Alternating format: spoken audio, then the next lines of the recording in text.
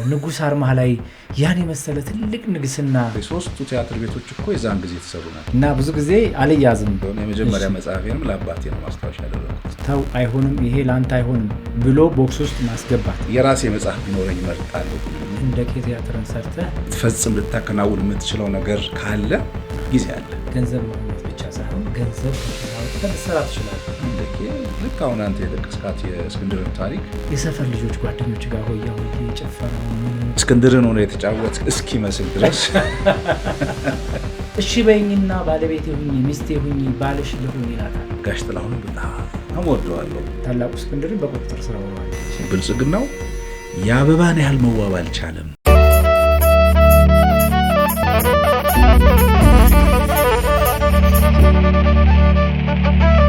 ከማለዳ እስከ ምሽት ከምሽት እስከ ንጋት ሰላምና ጤና ከእናንተ ጋር ይሁን። ይህ አዲስ ምዕራፍ ፖድካስት ነው። የዛሬው እንግዳችን የቲያትር ባለሙያ ነው። ጸሐፊ ተውኔት መልካሙ ዘሪሁን ይባላል። 2 ታሪካዊ ቲያትሮችን ለሕዝብ አበርክቷል። እንደገና በተጨማሪም የእኛ ድር የተሰኘ ቲያትር አለው።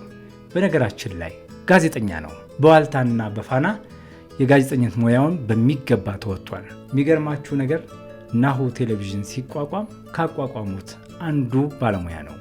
ሙያውን በሚገባ የሚጠቀም ሰው ነው። ሌላም አለ፣ ፊልምም ሰርቷል። በእነዚህ ጉዳዮች ላይ ከእንግዳዬ ከመልካሙ ዘሪሁን ጋር ግሩም ጨዋታ እናደርጋለን። አብራችሁን ቆዩ። መቼም የማይጠገቡ በተለይ ደግሞ ታሪክ ነክ ቁም ነገሮችን እናወጋለን። ከሱ ጋር ቲያትሮቹን ተመርኩዘን ነው የምናወጋው። ልጅነቱን እናወጋለን፣ የህይወት ልምዱን እናወጋለን። አብራችሁን ቆዩ፣ የትም እንዳትሄዱ። ይሄን አዲስ ምዕራፍ ፖድካስትን ላይክ፣ ሰብስክራይብ እና ሼር ካደረጋችሁ ለብዙዎች ይደርሳል። እናንተም ቤተሰብ ትሆናላችሁ። አብራችሁን ሁኑ። ጸሐፊ ተውኔት መልካሙ ዘሪሁን አስራት እንኳን ደህና መጣ። እንኳን ደህና ቆያችሁኝ። ሁልጊዜ እንግዶቻችን አዲስ ምዕራፍ ፖድካስት ላይ ሲቀርቡ የመጀመሪያውና ትልቁ ነገር በሰዓት በመምጣትህ በጣም እናመሰግናለን። እውቀት ከጀመርክበት ጀምሮ እስካሁን ሰዓት ድረስ ለኢትዮጵያ፣ ለሀገርህ፣ ለትውልድ በመስራትህ አክብረን ነው የምንጀምረው። እናከብረሃለን። አመሰግናለሁ። መልኬ ወደ አንተ ስራ ከመጀመሪያ በፊት አዲስ ምዕራፍ ፖድካስት እንግዲህ ስሙን እንዴት ያገኘኸው? ስቱዲዮአችን እንዴት አየኸው? የጀመርነው ሀሳብ ደግሞ ታላላቆቻችን መልኮቻችን ናቸው፣ ታላላቆቻችን ጉምቶዎች ናቸው፣ አንቱ እንላቸዋለን፣ አውራዎቻችን ናቸው። እነሱ ጋር ያለውን ሀሳብ ለሀገርና ለትውልድ ማስረከብ እንፈልጋለን ብለን ነው የምንጋብዘው። ሀሳቡ ይሄና ይሄ ነው። ታላላቆች ሲመጡ፣ እውቀት ያላቸው ሀሳብ ያላቸው ሰዎች ሲመጡ ከነሱ ትውልድ የሚፈልገውን መዞ ይወስዳል። ሀገር ደግሞ ማንን መቼ የት ቦታ መሸለም እንዳለባት ለይታ እንድታውቅ ታሪክ የመሰነድ ያህል ነው እየሰራን ያለነውና ሀሳቡ እንዴት አገኘኸው? ከስሙ ጀምራ ንገረንና። እንግዲህ አዲስ ምዕራፍ አዲስ ነገር አዲስ ምንድነው ስሙ እጥፋት ወደሚቀጥለው ለመሄድ የመንደርደር ያህል ስሜት እንዳለ ይሰማኛል። እንግዲህ እናንተ ጋር እንደገና ደግሞ ከምዕራፍ ፕሮዳክሽን ከቀደመው ጊዜ ስራ አኳያ ደግሞ ስታየው ሌላ ተጨማሪ ያለፈውን ጊዜ እንደ አንድ መንደርደሪያ ወስዶ ሌላ ተጨማሪ ነገር ይዞ እንደመምጣት አይነት ነገር ይሰማኛልና እንግዲህ እኔ በገባኝ ልክ ይሄን ይመስላል። በስራችሁም እንደዛ እንደምትሆኑ ተስፋ አደርጋለሁ። መልካም። አጭር ጥያቄ አጭር መልስ። በጣም የምትወደው አባባል? አንድ የመጽሐፍ ቅዱስ ቃል አለች ሁሌ ግርም የምትለኝ በቃ ባሰብኳት ቁጥር ማለት ቨርሱ ላይ አሁን በመልህ መንገድ ላይሆን ይችላል የተጻፈው፣ ግን ምን ይላል መሰለህ? ሰለሞን እንኳን በዛ ሁሉ ሀብቱና ብልጽግናው የአበባን ያህል መዋብ አልቻለም፣ ወይ ደግሞ አበባ ተፈጥሮ የምትሰጠውን ያህል ውበት በዛ ሁሉ ሀብቱ መንቆጥቆጥ አልቻለም የምትነገር አለች። እንግዲህ እና ሁሌ ይገርመኛል። በጣም ግሩም ደስ ይላል። በጣም የምትወደው የማትረሳው የአባትህ አባባል፣ ምርቃት፣ ምክርም ሊሆን ይችላል። እስቲ አባቴ ምን ይል ነበር መሰለህ? ሁሉ ጊዜ እንግዲህ ያው ልጆች ሆነንም ያው ትንሽ ጎርመስ እንልም አንተ ውሃ ጣጭ ያስፈልጋል ይላል። እንግዲህ ብዙ ጊዜ ምንድነው ውሃ አብረን መጠጣው ሰው አይጠፋም መቼስ፣ ግን አይደለም እና እቺ ነገሩ ሁሌ ትገርመኛለች። እሷንም የወሰድኩ ይመስለኛል ከአባቴ። ስለዋጣጭ በኋላ እናወራለን። ተገኝታለች። እናትስ ምን ይሉ ነበር? እናቴ ብዙ ጊዜ ተረትና ምሳሌ ነገሮች ላይ ጎበዝ ናት። የአማርኛ እንትኖች ላይ እንደዛ አይነት እንትኖች አሉ። አሁን ይሄ ነው ብዬ ባልልህም ብዙ እንዲህ አይነት የተረትና ምሳሌ ተረቶች እና አሁን አለሚቱና ማን ምናምን የሚባል አንድ ተረት ነበራት በቃ እና ሁሌ የምትነግረን ነበረና እሱ ትዝ ይለኛል። ከእናት መልኬ በቀደም የተገናኘን ጊዜ እኔ የጊዜ ችግር የለብኝም ፈጣሪ አብዝቶ ሰጥቶኝ እንዴት ለጊዜ ሰስታለሁ ብለኸኝ የቤት ስራ ሰጥተኝ ነው የሄድከውና ለጊዜ ለሰዓት ያለህ አመለካከት ምንድን ነው እስቲ ንገረኝ። ጊዜ ያው የተሰጠን ነገር ነው። አሁን አንዳንድ ጊዜ የለኝም ወይ ደግሞ በጣም ጊዜ ጠባብ ነው ምናምን የሚሉ ነገሮች አሁን ብዙ ጊዜ ከዚህ አይነት ነገር ጋር የምትሰማው ነገር አለ ያዝ ነገር። እኔ ብዙ ያ አይመቸኝም። ምክንያቱም ጊዜ አለ ልትሰራ ልትፈጽም ልታከናውን የምትችለው ነገር ካለ ጊዜ አለ። በጊዜ ሁሉንም ነገር መስራት ትችላለህ። ጊዜ የለኝም እና የሆነ ነገር እንደዚህ ላድርግ እሱ ደግሞ ምን ይሆናል መሰለህ ጥድፊያ ይሆንና የምትፈልገውን ውጤት ማግኘት ይከብዳል። ስለዚህ ጊዜው አለ ጊዜውን ነው ማብቃቃት። ስለዚህ ጊዜህን በሚገባ ለምትፈልገው ነገር አክቹአሊ ለምትፈልገው ነገር ካዋልከው ጊዜያን ያህል አያንስም አለ። ብዙ ጊዜ አለ። በጣም ግሩም። ድክ ልጅነት በተክለ ሃይማኖት ድክ ጨዋታ ድክ ልጅነት በተክለ ሃይማኖት። ልጅነትህ ተክለ ሃይማኖት አካባቢ በጣም ደማቅ እንደሆነ አውቃለሁ። ጎላ ሰፈር። ከዛ ውጪ በልጅነትህ የሀገር ውስጥ ዲያስፖራ እንደሆንክም አስታውሻለሁ ከዚህ በፊትና ለማለት ነው። ልጅነትህ አንድ ሰፈር ብቻ የተወሰነ አይደለም። ወደ ደቡብ ወደ ዲላ ሄደህ ነበር፣ ወደ ሰሜኑ ወደ አክሱም ሄደህ ነበር። እሱም በአባትህ አማካኝነት ነው። እንደው በእነዚህ ጉዞዎችህና የተወለድክበት ያደግክበት አካባቢ የነበሩ ነገሮችን እስቲ አጫውተኝ። መቼም ልጅነት ጥሩ ነገር ነው ለዛሬ መሰረት ስለሆነ እውነት ነው። እሱ ላይ እናውጋ እስቲ። እሺ እንግዲህ እንዳልከው ነው ልጅነቴ በአንድ ቦታ የተገደበ አልነበረም። በእርግጥ የተወለድኩት ተክለ ሃይማኖት ነው። ከዛ ረጅሙን የልጅነት ጊዜን ያሳለፍኩት ጎላ ሰፈር ነው። በእነዚህ መሃል ግን እንዳልከው ወደ ይርጋለም፣ ሐዋሳ፣ ከዛ ደግሞ ወደ ትግራይ መቀሌ፣ አክሱም፣ ሽሬ የምትላቸው ቦታዎች ላይ እስከ ደሴ፣ ወሎ ያን ሁሉ መስመር አባትህ የሥራ ባህሪው ምንድነው መሰለ ስራውን ሲጀምር ላይብራሪያን ነው። መጀመሪያ የተቀጠረው ደብረ ዘይት ያለ ሆራ ሐይቅ ጫፍ ላይ የነበረች ላይብራሪ ነበረች። የህዝብ ላይብራሪ የዚህ የዋናው ወመዘክር ቅርንጫፍ የሆነች ላይብራሪ ነው። እዛ አለች መሰለኝ፣ አሁንም እርግጠኛ አይደለሁም አላውቅም። በፊት ግን እንደነበረች አውቃለሁ። እዛ ነው ስራ የጀመረው። ከዛ በኋላ አዲስ አበባ ተመልሶ መጥቶ ወመዘክር ዋናው ላይብራሪ፣ ከዛ ይርጋለም ያለ በደቡብ ላይ አንድ የነበረች ላይብራሪ ደግሞ እሷ ነበረች። ይሄው የላይብራሪ ሙያቸው ነው በየቦታው የሚወስዳቸው ይዞት የሄደው። ይርጋለም ላይም እዛ ይታወቃል። እንግዲህ በሰዎች ሳወራ ሐዋሳ ላይ እንኳን አልነበረም ነው የሚለው ያቺ ላይብራሪ ስትቋቋም። እንግዲህ ድሮ ያቺ ላይብራሪ ያስተዳድር ነበር። ከዛ ተነስቶ ነው ወደ ትግራይ ደግሞ እዚህ የቅርስ ጥናት የሚባል እንትን ነበር፣ ምንድነው ዲፓርትመንት ነበር የዛን ጊዜ ባህልና ስፖርት ላይ። ስለዚህ ወደ መቀሌ ሄደ። ከዛ አክሱም ሄድን፣ ከዛ አዲግራት፣ ከዛ ተመልሰን ደግሞ ወደ አዲስ አበባ። እንግዲህ በዚህ በትራንስፖርት የዛን ጊዜ ያው አውሮፕላን ነበር፣ ግን አብዛኛውን ጊዜ በመኪና ነው በአውቶቡስ ምናምን ነው የምትሄደው እና የምታቋርጣቸው ከተሞች አሉ ምኖች አሉ። በልጅነት እንግዲህ እነሱን እያቆራረጥን እንዴት ነበር። ከዛ ተመልሰን አዲስ አበባ እንግዲህ እንዳልኩ ረጅሙን የልጅነት ጊዜን ጎላ ሰፈር አሳልፍ ያለው። ጎላ ሰፈር እና ተክለ ሃይማኖት ደግሞ መርካቶ እንትን ናቸው አይደል? መዳረሻ ቅርብ ናቸው። ወደ መርካቶ መሄድ የሚፈልግ ሰው የጎላን ረግጦ ተክልያ አድርጎ ነው እንግዲህ የሚሄደውና ብዙ አይነት መልክ ብዙ አይነት ካራክተር የምታይበት። በአጋጣሚ ሆኖ ደግሞ አዲስ አበባ ሲመጣ የኔ አባት ራስ ቲያትር ነው የተመደበው፣ አስተዳደርና ፋይናንስ ነበር። ስለዚህ መርካቶን የመርገጥ ወይ ደግሞ መርካቶ የመግባት መርካቶ ሄደ ቲያትር ፊልም የማየት ሲኒማ ራስ ማለት ነው የዛን ጊዜ አባትህ በነገራችን ላይ እዛው ላይ እንደው ሊያዝና ቲያትር ፕሮዲዩስ አድርገዋል? አይ አላደረገም። እንትን ነው መጽሐፍ ተርጉሟል። አንድ መጽሐፍ ግን ቲያትሮች ይተረጉም ነበር። የትርጉም ስራ ላይ ትንሽ ጠንከር ይላል እና እንግሊዘኛ ቲያትሮችን ይሞክር ነበር፣ ግን ብዙ ወደ መድረክ አልመጡም። እዛ ግን ቤት ውስጥ ስራ አይፈታም እነዚህ ነገሮች በመስራት። ስለዚህ እንግዲህ ከዛ ያው መርካቶ ደግሞ እንደገና ወሰደኝ። ወደ መርካቶ ገባሁ። ዳር ንግድ ጀመርክ? ንግድ አልጀመርኩም።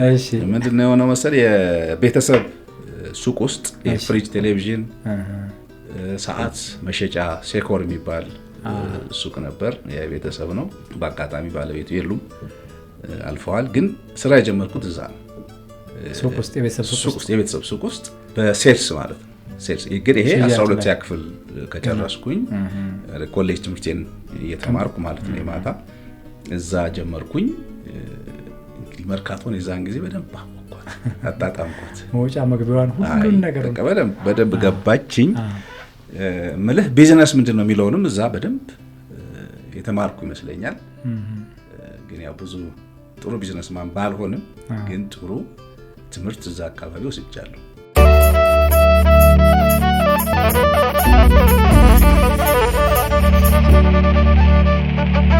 ልጅነት ነጭ ወረቀት ነው።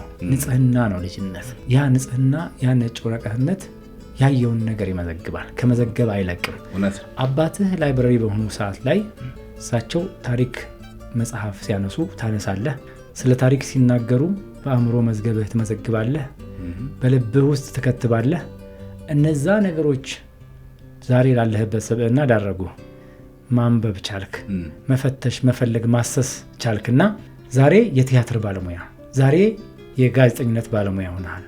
ዛሬ መጽሐፍን የሚያክል ትልቅ ነገር ታሪካዊ መጽሐፍ ጽፈህልናል። እንደው ያ የላይብረሪ ውስጥ የነበረ ቆይታ የእውነት አሁን ላይ ስታየው ትክክል ነው የነካከዋቸው ነገሮች ናቸው ዛሬ አንደረደሩኝ ማለት እንችላለን? እውነት ነው። ያን ጊዜ በግድ ሊሆን ይችላል መሄደው። አሁን ትዝ የሚለኝ ልጅ ሆኜ ክረምት ይሄ ከትምህርት ቤት እንትን ስትል ወደ ወመዘክር መሄደው። አክቹዋሊ የዛን ጊዜ እሱ ወመዘክር ሳይሆን የሚሰራው አስተዳደርና ፋይናንስ አካባቢ ነበር የሚሰራው። ግን ሁሌ እሄዳለሁ፣ ላይብረሪ ውስጥ ያስገባኛል፣ እሱ ወደ ስራው ይሄዳል። አልወጣም እና ኢቭን ቦታ ሁሉ ትዝ ትለኛለች። በቃ አሁን የምቀመጥባት ለብቻ በቃ ከይሄ ላይብረሪ የሚያስተናግደው ሰውዬ ጎን ነው የምቀመጠው። እንደ ቁጥጥርም ነው እሱ የሚቆጣጠራል፣ እንዳትወጣ እንዳትገባ። እንግዲህ ምንድን ነው የሚመስለኝ እኔ እዛን ጊዜ የሚመስለኝ አትሊስት ይሄ እንትኑ አትሞስፌሩ አለ አይደለ? አካባቢው ይሄ ከመጽሐፍት ጋር ያለ ቁርኝት፣ ግንኙነት ያ እንትን እንዲልህ ይመስለኛል እንደዛ የሚያደርገውና እሄዳለሁ፣ እዛች ቦታ እቀመጣለሁ። እንዳልኩ 2 ዓመት ተከታታይ እንግዲህ እዛን ጊዜ ወይ 2ኛ ወይ 3ኛ 4ኛ ክፍል በሆን ነው ከዚያ አያልፍም እና ተከታታይ ማነባት አንድ መጽሐፍት ናት። ምንድን ነች እሷ? አስቂኝ የእንስሳት ታሪክ የምትለው ልጅነትን የሚመጥን ነው። ስለ አንበሳ የምታወራና እሷን አነባለሁ። ግን ሌላውን ነገር ግን እታዘባለሁ። ሰው ሲያነባ ያለው መጽሐፍት ሲወስዳ ያለው ሲመልስ ያለው እኒ ነገሮች እንግዲህ ቀስ እያለ በእኔ ህይወት ውስጥ እንትን እየፈጠሩ የመጡ ይመስለኛል እንደው ሳስበው። ምክንያቱም አሁንም መጽሐፍ የራሴ መጽሐፍ ቢኖረኝ እመርጣለሁ። ከሁሉ ጊዜ የራሴ ላይብረሪ ቢኖረኝ የለኝም፣ ግን ቢኖረኝ እመርጣለሁ። እንዲህ አይነት እንትን ውስጥ እንዲከተኝ ያደረገኝ ይመስለኛልና አይ ቲንክ ያ ተጽዕኖ የአባቴ ተጽዕኖ ነው። ቤታችንም አላት የራሷ ሸልፍ አለ፣ ምን አለ። መጽሐፍ በስነ ስርዓት ነው የሚቀመጠው፣ ጋዜጣ በስነ ስርዓት ነው የሚቀመጠው። ዝም ብለህ አዝረክርከህ መሄድ አትችልም። ህግ አለ፣ ያልተጻፈ ግን የምታከብረው ህግ አለ። በቃ ምክንያቱም አባትህ በመኖር ያሳዩሃል። በቃ እንደዛ ያሳዩሃል። ስለዚህ እነዛን ነገሮች ታደርጋለህ፣ ስለሚያደርግ ስለምታይ ታደርጋለህ። ስለዚህ ቀስ እያለ በህይወት ደግሞ ያ ህግ ወይ ደግሞ ስርዓት ሆኖ ይቀጥላል ማለት ነውና ይሄ ነገሮች እንግዲህ ከአባቴ ያመጣኋቸው ይመስለኛል። በትክክል በጣም ግሩም እንዳልከው ነው። መቼም እዛ ላይብረሪ ውስጥ አድርገህ ወይ ግብርና ውስጥ ወይ ሕክምና ውስጥ ልትገባ አትችልም። ብትገባም መጽሐፍ ከእጅህ አይለይም። ምክንያቱም አባትህ በጣም በሳል መሆናቸውን የምታውቀው። ግዴታ የለብህም፣ ግን ደግሞ በውዴታ ግዴታ የሚባሉ አለ። ጊዜ የለኝም እዚህ ጋር ግን ሁን፣ እኔ እስከመውጣ እዚህ ጋር ሁን ሲሉህ ሳታውቀው እዛ ስፕሪት እዛ መንፈስ ውስጥ ትገባለህ። ሳታውቀው ትሆናለህ፣ ቦታውን ትመስላለህ። እና ለዚህም ነው መጽሐፍ እጅ ላይ ያላጣኸው መጨረሻም ደግሞ መጽሐፍ ጽፋ ያበረከትክልን እንደዚህ ነው። እና አባትህ በጣም ትልቅ ባለውለታ ናቸው ብዬ አስባለሁ። መልክዬ መቼም ልጅነት ላይ ጣፋጭ ጨዋታዎች አሉ። እኔ በጣም የምወደው ጨዋታ ሌባና ፖሊስ ነበር በልጅነቴ እና ብዙ ጊዜ አልያዝም እና በቃ በጣም መሮጥ እወዳለሁ። ያ ነገር ትዝ ይለኛል። በቃ ስፖርታዊ ነገር አለው፣ እንቅስቃሴ አለው። ጓደኞቼ ትዝ ይሉኛል። ቀላል የሚመስሉ ግን በጣም ቆንጆ ትዝታ የነበራቸው ጊዜ ነበሩ። ያ የልጅነቴ ሌባና ፖሊሱ፣ ኮርኪ፣ ዲሞ፣ ቴዘር ስንጫወት በጣም የሚገርም ጊዜ ነበረው እና እነዛም ምክንያት አላቸው። አሁን ላለንበት ማንነት ምክንያት አላቸው እና ማትረሳቸው እዛ ሰፈር ውስጥ የሰፈር ልጆች ጓደኞች ጋር ሆያ ሆዬ ጭፈራው ምኑ፣ አንዳንዴ ደግሞ ቤተክርስቲያንም ሰንበት ትምህርት ቤት ብዙ ናቸው ብቻ ዘርፍ ልጅነት ላይ። ከነዚህ ውስጥ እስቲ እንደው በየሄድክባቸውን ቦታዎችም አዲስ አበባን ባለህበት ሰዓት ውስጥ ልጅነቴ ላይ እነዚህ ነገሮች አይረሱኝም፣ ደስ ይሉኛል። ደግሞ እኒህ አይነት ጨዋታዎች ቢቀጥሉ ደስ ይለኛል ጊዜው ከፈቀደ ብለህ የምታወራልኝ ነገር ይኖራል? የሚገርምህ አሁን ከምትላቸው ጨዋታዎች ግፋቢል ወይ ኳስ ተጫውቻለሁ ወይ ቮሊቦል ተጫውቻለሁ። ብዙ ጊዜ ነው የምታገኘኝ ከፊት አይደለም ከኋላ ነው። ከኋላ በቃ ልጆች ወይ ሲጫወቱ ወይ እንትን ሲሉ ከኋላ ሆኖ የማየት እንግዲህ ነገሮችን እንዲህ ቢሆን የማለት ነገር ነው እንጂ የምታየው ብዙ በልጅነት አክቲቭ አልነበርኩም። አሁን ታናናሾቼን ሳይ የኔ ታናሽ ኳስ ተጫዋች ሁሉ ነበር በጣም እና ግን ያው ይኖራል በጣም ረጅም ባይሆንም ትንሽ ኳስ የመጫወት በተለይ አሁን እዚህ ጎላ ሰፈር ጎርደሜ የሚባል ወንዝ አለ። ወንዙ ጋር አይ ዋና እንኳን አልደፈርንም ግን ወንዙ ዳር ሜዳ ነበር። እዛ ላይ ኳስ እንጫወታለን። ስንጫወት ሜዳው ጭቃ ነው፣ በጣም ቀይ ጭቃ ነው።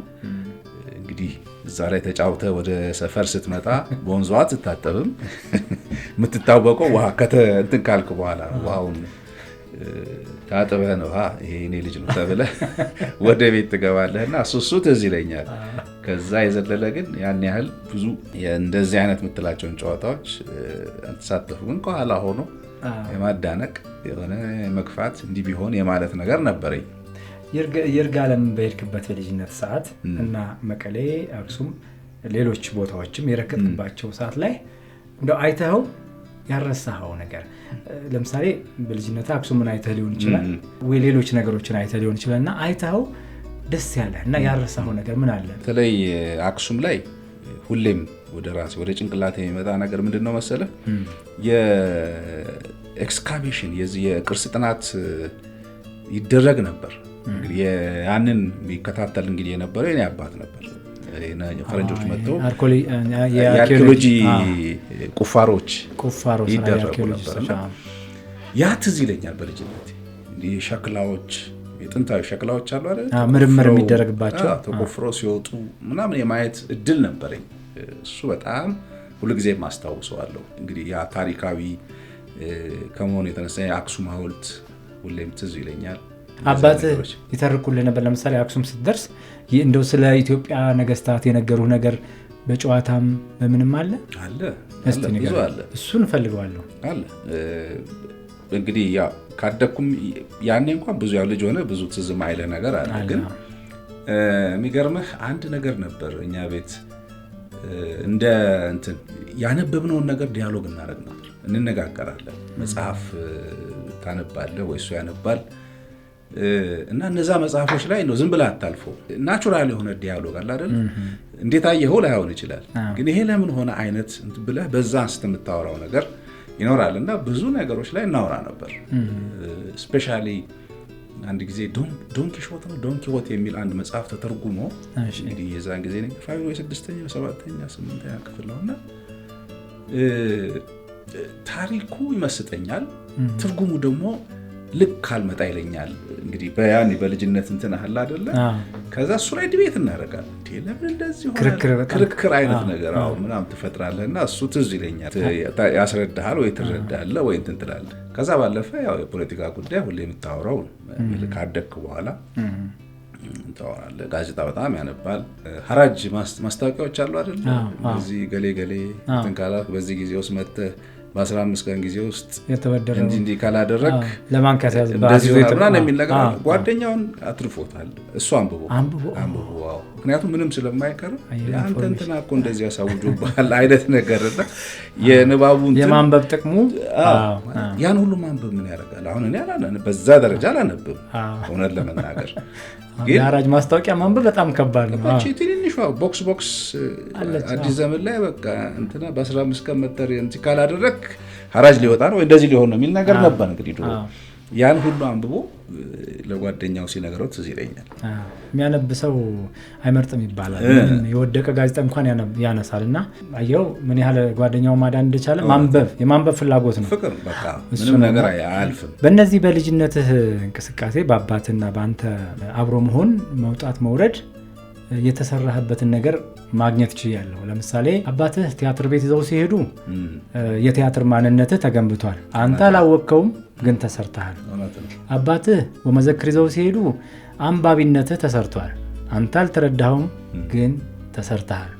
ዛሬ ውጤቱን አይተናል። ልጅነት ለዚህ ነው ልጆች ላይ የሚሞክሯቸውን እያንዳንዱ ሙከራዎች ተው አይሆንም፣ ይሄ ለአንተ አይሆንም ብሎ ቦክስ ውስጥ ማስገባት፣ እንደገና ልጄ ዶክተር ነው ወይ ፓይለት ነው ብሎ የሆነ ፍሬም መስጠት የልጅነትን ፍላጎት የነገ መስመሩን ይዘጋል ይባላል። እና እናትና አባት ለልጆች ክፍት መሆን አለባቸው የሚለውን ነገር ያሳየ ይሄ ነገር ነው። ምክንያቱም አንባቢ መሆን አለብህ ብሎ አላስገደዱህም፣ ደራሲ መሆን አለብህ አላሉህም፣ ግን ቦታው ላይ ወሰዱህ።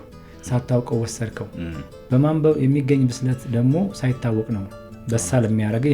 የቃላት ሀብታም ያደርግሃል፣ የሀሳብ ሀብታም ያደርግሃል፣ እውቀት ይኖርሃል። ስለዚህ ይህን አባትህ አንተ ላይ ባደረጉት ነገር ትልቅ ተጽዕኖ ተፈጥሮብህ፣ በጎ ተጽዕኖ ተፈጥሮብህ ውጤቱን አይተናል። እውነት ነው። የመጀመሪያ መጽሐፌንም ለአባቴ ነው ማስታወሻ ያደረኩት፣ ከዳቢሎስ ጋር ድርድር። ይሄን የመጀመሪያውን ከዳቢሎስ ጋር ድርድር ታሪካዊ ልቦለድ መልካሙ ዘሪሁን መታሰቢያ አይነቱ ለዘሪሁን አስራት በላቸው ይላል። ይሄ በጣም ትልቅ ነገር ነው። አንድ ወላጅ ፍሬው ነው የሚታየው። ያንተ ውጤት ያንተ አይደለም፣ የእናትና አባት ነው፣ የቤተሰቦች ያሳደጊዎች ነውና ስለዚህ አባትህ የሰሩት ነገር ፍሬ እንዳፈራ ያወቅኩት ባንተ ነውና ያንተም ልጆች ላይ እንደሚጋባ ይሰማኛል። ተስፋ አደርጋለሁ። ስለ አባት ስናነሳ ያው የመጀመሪያ ፊደል አስተማሪ እናት ነች። የዓለም የዳዴነትን ትምህርት የምታስተምረው ሁን ባላወቅነው መንገድ የምታስተምረን እውቀት የምታስጨብጠን እናት ነች። እናትህ ሲያነቡ ነበር ወይ? እስቲ እናትህን ድርሻ በአንተ ላይ ንገረኝ። እናቴ እስከ 4ኛ ወይ 5ኛ እንግዲህ የዛን ጊዜ ነው የተማረችው። ግን ምን ስኪል አላት መሰለህ? የሚገርምህ ይሄ ተረት የማውራት በተለይ ይሄ ሲዳምኛ፣ ኦሮምኛ፣ አማርኛ፣ ትግርኛ ትችላለች፣ ታወራለች። ያው በእንግዲህ ሲዳምኛ ብለው ይርጋለም እያለን እዛ ማርኬቱ ላይ እንትን ትላለች። አምቦም ነበረች።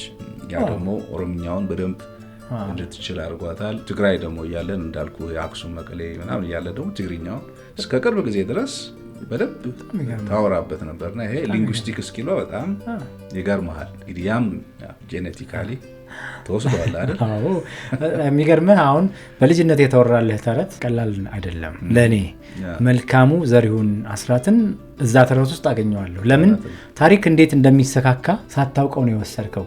ከምን ተነስቶ በምን አጠንጥኖ የት ላይ መጨረስ እንዳለበት እናቴ የነገረው ታሪክ እና የነገረው ተረት አንተ ደግሞ አድገህ ቲያትሮችን ስጽፍ የታሪክ አወቃቀርህ ላይ ይመጣል እና ልጅነታችን ላይ ብዙ የምንሰራባቸው ቅመሞች አሉ የምንለው ለዚህ ነው። ግን ልጅነት ላይ ስለሆነ እንደ ትዝታ እናስባለን። መልካም መቼም ልጅነት አንደርድሮ ጉልምስና ላይ ይወስድሃል እና የሃይስኩል ቆይታ ምን ይመስል ነበረ? ሃይስኩል አካባቢ ነበረ 9ኛ ክፍል ስንገባ ነው የቲያትር ክለብ ተብሎ ሚኒሊክ ትምህርት ቤት የተጀመረው። እንግዲህ ከዛ በፊት እንዳልኩ እኔ ራስ ቲያትሮችን የማየት እድሉ ነበር። ኢቭን ብሔራዊ አዳዲስ ቲያትሮች ሲከፈቱ ከአባቴ ጋር እየሄድኩ ያለው። ስለዚህ ባክግራውንዱ አለኝ እንደ ሌሎች ተማሪ አዲስ አይደለም። ስለዚህ መኮንን ገሰሰ የሚባል አስተማሪ ነበረን። አሁንም አለ አሜሪካን ያለው። በቅርቡ መጥቶ ሰርፕራይዝ አድርጎናል። የቲያትር ክበብ ያቋቁምና የምትፈልጉ የዛን ጊዜ ጂኦግራፊ አስተማሪያችን ነበር። የምትፈልጉ ምናምን ብሎን የክፍል ኃላፊያችንም ስለነበረ ሄደን ቲያትር ክለብ ሚኒሊክ ደግሞ ቆንጆ አዳራሽ አለው። ፕላስ ደግሞ የሙዚቃ እንትንም ነበረው፣ የሙዚቃ ክለብም ነበር ከኛ ቀርሞ የነበረ። ከዛ ጀመርን፣ እዛ ቲያትር ጀመርን። 4 ዓመት ቲያትር ክለብ ውስጥ ነው እንግዲህ ያሳለፍነው። በዛ ሁኔታ ውስጥ ግን ብዙ ጊዜ እዚህኛው እድሜ ላይ ቤተሰብ ይገባል እና ምርጫህን እንድታስተካክል ስለሚፈልጉ ቲያትር ስትሞክር ምናምን ስትል ያውቁ ነበር ቤተሰቦች? ያውቃሉ። ፍላጎትን አልገቱብህም? ብዙም ተጽዕኖ አልነበረም። በጣም ጥሩ።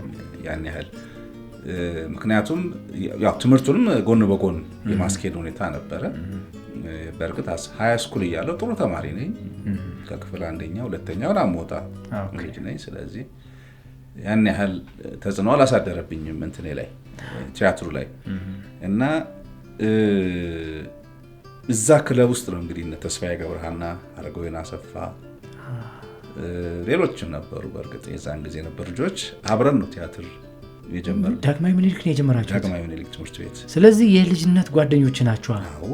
ንጉሥ አርማህ ላይ ያን የመሰለ ትልቅ ንግስና ተስፋዬ ማይ ጋድ በጣም ነው። እኔ በኋላ ነው ማነሳው። እንግዲህ የዛን ጊዜ እንዴት መሰለ ትወናውን፣ ድምፁን፣ የመጽሐፉን የምኑን እንትን ትማራለህ ውስጥና እኔ ተውኛለሁ ከነሱ ጋር ተለማምጃለሁ። ከዛ ለህዝብ የሚቀርብ ፕሌይ ነው ያቀረብነው። ሳይቃጠል በቅጠል የሚል ፕሌይ መኮንን ገሰሰ የጻፈው መምህራችን የጻፈው ፕሌይ ነው። ከዛ ዛ ፕሌይ ላይ ተስፋዬ መሪ ካራክተሩ ነው የሚሰራው። አረግም ነበሩ። ተስፋዬ ገብረሃና መሪ ካራክተር ነው ዋናውን ካራክተሩ ነው የሚሰራው። እኛ ደግሞ ሳይድ ካራክተሮች ነበሩ። አንድ ቀን ተውኛለሁ ለህዝብ። እሺ። ከዛ በኋላ ግን አቁም። ምን አይነት ካራክተር ተሰጠለ አንተ? ገጸ ባህሪ ልጁን የሚከታተል አባት አለ አይደል? ይሄድ ተምሯል ልጅ ምናምን ያለ ከአስተማሪ ጋር የሚያወራ ካራክተር ነው። ግን እነ ተስፋዬ ጋር መቆም አልችልም። ትወናውን ማለት ነው ስለማልችል በጊዜ እንትኔን አስተካክል። በቃ የነሱ የተፈጠሩበት ነው ብለህ ማመን ቻልክ? አዎ በደንብ በቃ አሁን የምታየውን ተስፋዬ ያኔም እናየው ነው። በቃ የዛን ጊዜ ያስደነግጠን ነበር። እንትን ምንድነው ይሄ ትወናው በጣም ይገርመን ነበር። ዋው ምትልበት ጊዜ ነው። ሌሎችም ነበሩ በእውነት ያው እንግዲህ የጊዜ ጉዳይና ነው የመክሊት ጉዳይ አለ አይደል? እንደዛ ሆኖ ወደ ተለያየ ቦታ ተበተኑ እንጂ የሚገራርሙ አክተሮች ነበሩ። የሚገራርሙ እዛ ቲም ውስጥ ከበባችን ውስጥና ያን ጊዜ እኔ ሚና የለየው እዛው ሃይ ስኩል ውስጥ ሚኒሊክ ዳግማዊ ምኒልክ እያለ ተዋናዮች አሉ የሚተውኑ እነ ተስፋዬ ገብረሃና እነ አረጋዊን አሰፋ እያሉ መተወን እንደማትችልና ከዛ ውጭ ሌላ ምርጫ እንዲኖር አድርገህ ራስን አመቻቸው? ያው በቃ አልችልም። ስለማልችል እኔ ቲያትር ውስጥ ምን እችላለሁ ብዬ ራሴ መጠየቅ ጀመርኩ። ስለዚህ የምችለው መጽሐፍ። ስለዚህ ወደዛ ነው ያዘነበልኩት። በጣም ይገርማል። ምክንያቱም አጣብቂኝ ውስጥ ከገባ ግዴታ አዱጋ መሆን አትችልም። ይሄ ለእኔ ዛሬ ትልቅ ታሪክ ነው የነገርከኝ። ምክንያቱም ማንም ሰው ዝም ብሎ አይደለም የሆነ ቦታ ላይ የሚደርሰው። በሆኑ መሰናክሎች፣ በሆኑ መስመሮች፣ በሆኑ ውጣ ውረዶች አልፎ ነው እና አንተም ብቻ ሳይሆን ተስፋዬ ገብረሃናን መመልከት ቻልኩኝ። ይሄን የመሰለ ግዙፍ አርቲስት፣ ግዙፍ አክተር ለካ እዛም ውስጥ ተሰርቶ የወጣውና ትክክል ነው ማለት ነው። መድረክ ላይ ስታየው ከየት ነው ያመጣው አትልም፣ ተሰርቷል። ስለዚህ ትልቅ ነገር ነው የነገርከኝና ደስ ብሎኛል።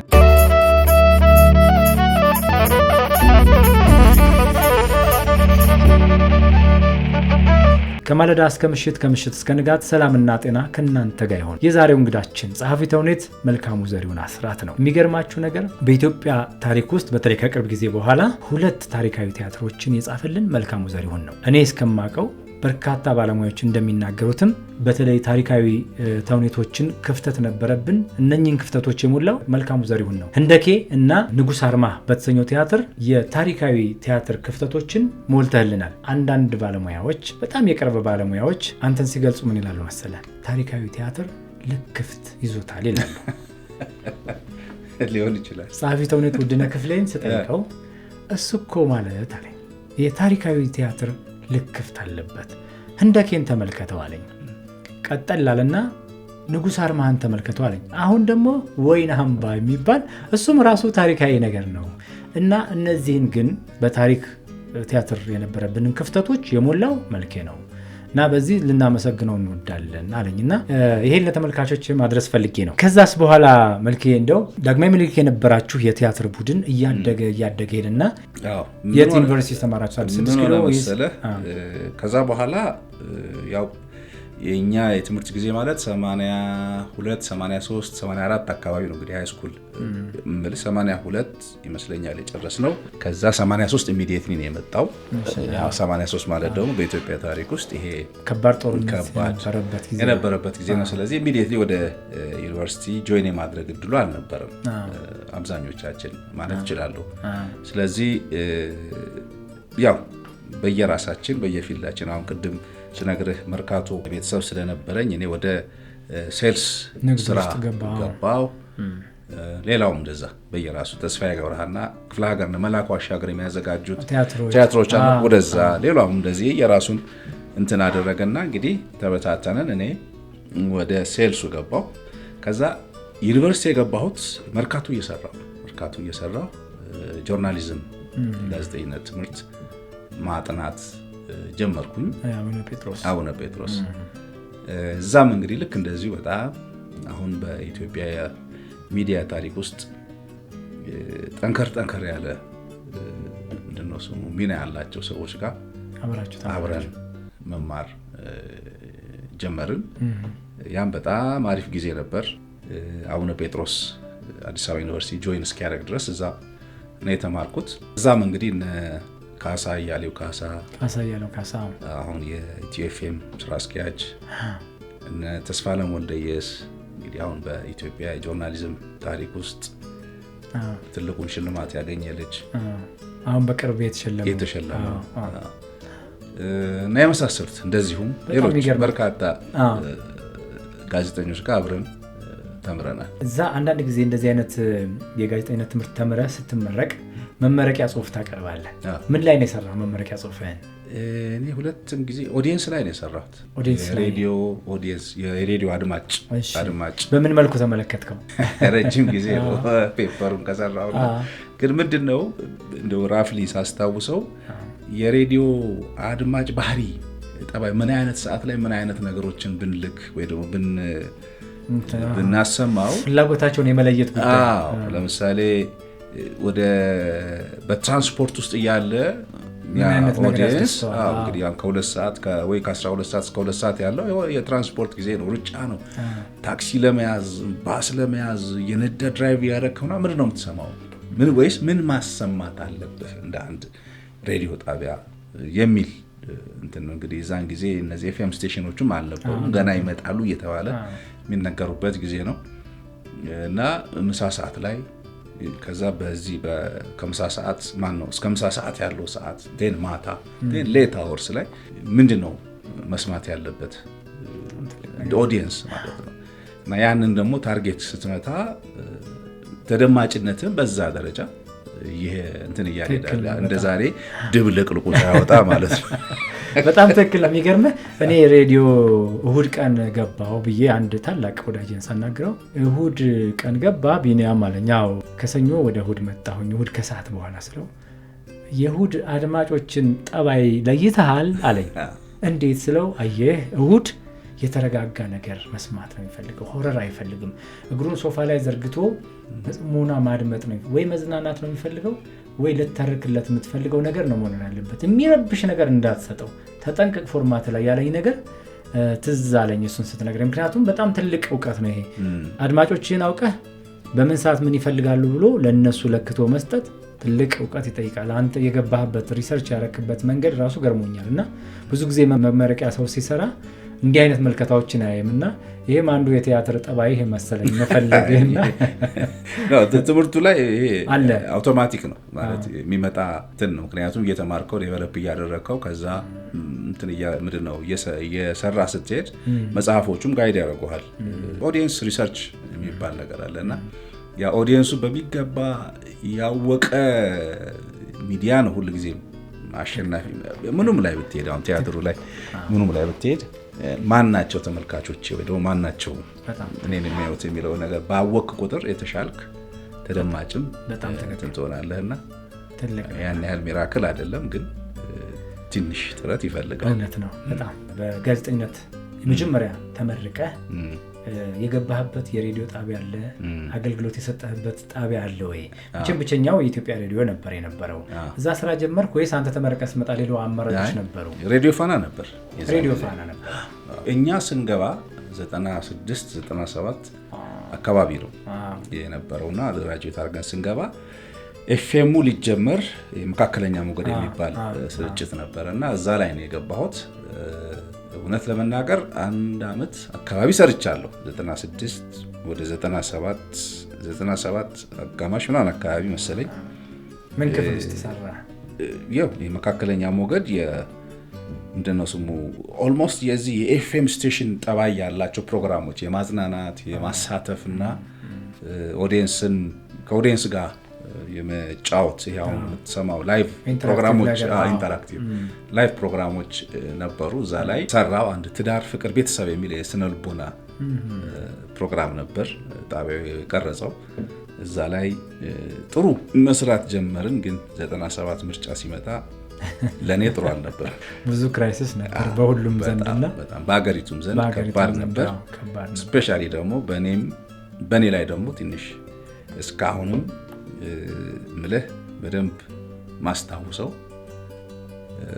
ሾክ የምትለው ነገር አለ አይደል? እንደዛ አይነት ነገር አጋጥሞኝ ነበር። ግን እግዚአብሔር ይመስገን አልፏል። መልካም እንኳን አለፈልን። አሜን። ባልፍ ኖሮ አናገኘም ነበር።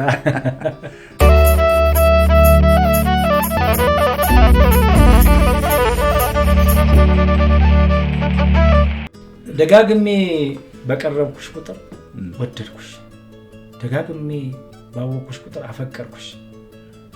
አንቺን ጥዬ ልሄድ አልችልም የኔም ቤት። እኔም እንዳንተ ነው የሚሰማኝ። ዝናህን በሩቅ ስሰማ በእጅጉ ናፍቄ ጓጉቼ ነበረ። ያ ማለክት ፍቃድ ሆኖ ይሄው ዛሬ አየሁ። ግን የተፈቀደልን ጊዜ ይህች ቀን ብቻ ነች። ስለዚህ ይበቃሃል ጌታዬ። በፍጹም አይሆንም። የተፈቀደልን ከዚህም በላይ ነው። እስቲ አንዴ ልብሽን ክፍት ታርጊና እንደኔ የተሰጠሽን ውድ ስጦታ ከእስከ እንደሆነ ገምች የኔም ቤት። እባክህን ተነስ ትለዋለች። እባክህን ተነስ ስትለው አልነሳም እሺ በይኝና ባለቤቴ ሁኚ ሚስቴ ሁኚ ባልሽ ልሁን ይላታል። የኛዋ ንግስት ህንደኬ ታላቁን እስክንድርን እግሯ ስር አንበረከከችው። አይገርምህም? በጣም በፍቅር በኃይል ነው። አይገርምህም? ይህን ታሪክ የኢትዮጵያና የጣሊያን ጦርነት የሚል የታላቁ ጋዜጠኛ ጳውሎስ ኞኞ መጽሐፍ ላይ አንብቤዋለሁ።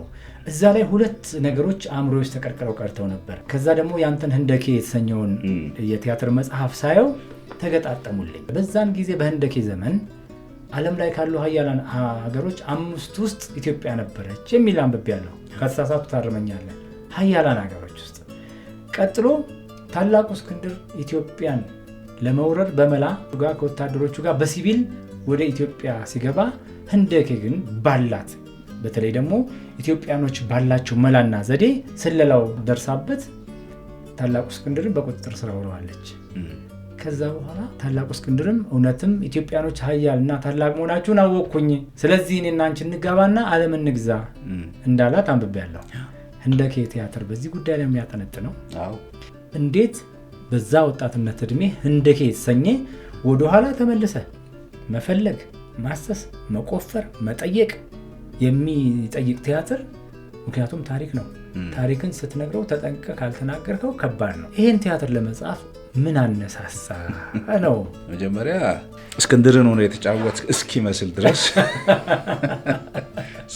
ድረስ ቃለ ተውኔቱን አስታውሻለሁ። በደንብ በስነ ስርዓት እና ማነበብ ደስ ይላል። ያው የታሪክ እንትን ነው እንግዲህ አይ ዶንት ኖ። አሁን አንተ ለጠየቀኝ መልስ ቀጥተኛ መልስ የለኝም። ለምን የዛን ጊዜ እንዲህ በሆነበት ሁኔታ ምናምን ብለህ እንትን አትልም። ያው እንግዲህ ውድነህም እንዳለው ልክፍት ሊሆን ይችላል። እኔ ምጽፈው እውነት ለመናገር ገንዘብ ያመጣልኛል ብዬ ምጽፈው ታሪክ እስካሁንም የለም። ገንዘብ አግኝተሃል ካልከኝ ነው፣ ገንዘብም አላገኘሁበትም እውነት ለመናገር።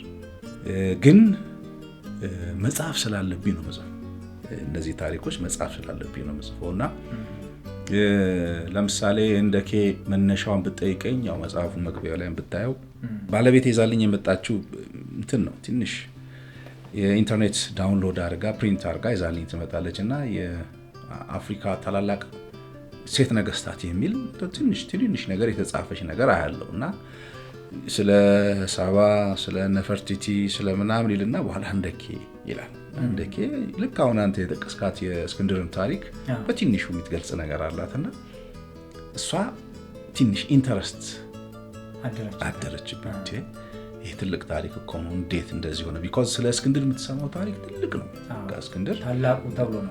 ከግሪክ ተነስቶ የዓለም ታሪክ ከእስክንድር በፊትና ከእስክንድር በኋላ ነው የሚባለው። ዓለም ከእስክንድር በፊት እንዲህ ነበረች፣ ከዛ ከእስክንድር በኋላ ተብሎ እንግዲህ የዓለም ታሪክን ለሁለት የከፈለ ሰው አድርገው ነው የሚስሉት እንግዲህ የአውሮፓ ጸሐፊያን ማለት ነው። ስለዚህ ስለ እስክንድር እየሰማህ አድገህ እስክንድር ደግሞ ለካ እዚህ መጥቶ ሲንበረከክ ይሄን ታሪክ ለምንድን ነው በደንብ ማንሰማው የሚል እንግዲህ እንደ አንድ ትንሽ ኢትዮጵያዊ ቁጭት ይሰማል። በቲያትርም በጋዜጠኝነት ውስጥ እንደመጣ ሰው ነው እሱም ነው የወሰደ። ከዛ እንግዲህ ወደ ምን ሄዳለው? ወደ ሪሰርቹ ማለት ነው። ስትፈልግ ያው የጳውሎስ ኞኞም ስቶሪ አለ። ጳውሎስ ኞኞ ደግሞ ሪፈር ያደረገባቸው የመጽሐፍ እንትኖች አሉ። እነሱን መፈለግ ይሄ ታሪክ ከእስክንድር እኩል መነገር ያለበት ታሪክ ነው የህንደኬ ታሪክ ማለት ነው። ምክንያቱም ምንድነው መሰለህ የተለያዩ አይነት ታሪኮች ታገኛለህ እዚህ ውስጥ። አንዱ ይሄ በትክክል እስክንድር እዚህ መጥቶ መማረኩን መያዙን፣ ከዛ በኋላ ግን መለቀቁን ትሰማለህ። ይሄ አንዱ ታሪክ ነው። ሁለተኛው ታሪክ ደግሞ እስክንድር እና ህንደኬ ተጋቡ፣ ስላገባችሁ ነው ጥሏት የሄደው የሚል ሌላ ቨርሽን ኦፍ ስቶሪ ትሰማለህ። በጣም ፈልገህ ግን ማታገኘው ውስጥ ታሪክ ግን የተወሰነ እነዚህ ሲዶ የሚባሉ ስማቸው ማይታወቅ ጸሐፊያን የታሪክ ጸሐፊያን ጻፉት የሚባል ደግሞ እስክንድር was defeated ነው የሚለው። እዚህ ጦርነት ገጥሞ ተሸንፎ ሸሸ የሚል ስቶሪም ታገኛለህ። ስለዚህ በእነዚህ ሶስት መካከል የትኛው ሪሌቲቭሊ ያለው ብለህ ስትሄድ መያዙ ግን መሄዱ ደግሞ እውነት ነው። ቢካዝ ከዛ በረሃውን አቋርጦ ከግብፅ የተወሰነ ጊዜ ጠፍቶ ተመልሶ እንደመጣ የራሱ ታሪክ ይናገራል። ስለዚህ ጦርነቱ ተደርጎ ቢሆን ሸሽቷል የሚለው ነገር ሽሽት ለእስክንድር አይሆንም። እስክንድርን ያህል በጣም ግዙፍ ዓለም ላይ ገዘፈ ስም አለ። ስለዚህ ኦንሊ ቲንግ ሊሆን የሚችለው ተማርኮ እጅ ሰጥቶ አምኖ ቢኮዝ ሂዝ ጀግና ነው ምልህ የእውነት ድፊት መደረግን ይችላል፣ ይቀበላል። መዋረድን ግን አይቀበልም። ስለዚህ ይህን ታሪክ በዚህ መልኩ ወደ መድረክ ማምጣትና እንግዲህ በጣም ግዙፍ በሆነ አዘጋጅ ማን ያዘጋጀው? ጌትነት ታላቁ የቲያትር ሰው ጌትነት ነው ያዘጋጀው። ጌትነት ደግሞ ዝግጅቶቹ እጅግ ውብ ናቸው። በቃ ከእስከ ብለህ እንትን የምትለው ነገር አይደለም። በዛ ደረጃ አወጣ እና የተዋጣ ፕሌይ ነበር፣ ታይቷል። ለምን ያህል ዓመት መድረክ ላይ ቆየ? 2 ዓመት ተኩል 3 ዓመት መሰለኝ። ኢትዮጵያ ብሔራዊ ቲያትር እንደው እዛ ግዙፍ ቲያትር ላይ ይሄ ታሪካዊ ቲያትር ላይ እነማን ተሳተፉ? የጌትነት እንየውን የአዘገጃጀት ብቃት የተቀበሉ አቅም ያላቸው ተዋናይ መሆን አለባቸው፣ የሚቀበሉ መሆን አለባቸው። እነማን በመሪ ተዋናይነት ተሳተፉ? ታፈራው መብራቱ፣ ደረጀ ደመቀ፣ ራሄል ተሾመ፣ አረጋዊን አሰፋ፣ አንድ ወቅት ንግስት ህንደኬ ሆና ተጫውታለች። በጣም ከምደሰትባቸው ጊዜያቶች ቢኮዝ አብረን ቲያትር ክበብ ውስጥ ከልጅነት የነበርን አሁን ደግሞ እንደገና እዚህ ላይ ሳይ ደስ ይለኛል። ልክ አሁን ንጉሥ አርማ ላይ ተስፋዬን ማየት የሚሰማ አይነት ስሜት እና ነቱ ታፈራው እና ሌሎችም እንግዲህ በርካታ ያ ሁሉ ተዋናይ እንደ በቁጥር ምን ያህል ሊሆን ይችላል? 70-80 በጣም በርካታ ነበርና የደረጃ አልባሳት ወርቃማ ነገር ልብሶች ይበዙበት ነበርና ትዝ ይለኛልና ያን ሁሉ ዝግጅት ቤቢ ሳምሶን ነበረ። ሀረገወይን ቴዎድሮስ ተስፋዬ እሱ በጣም የደመቀ እንትን ነበረው።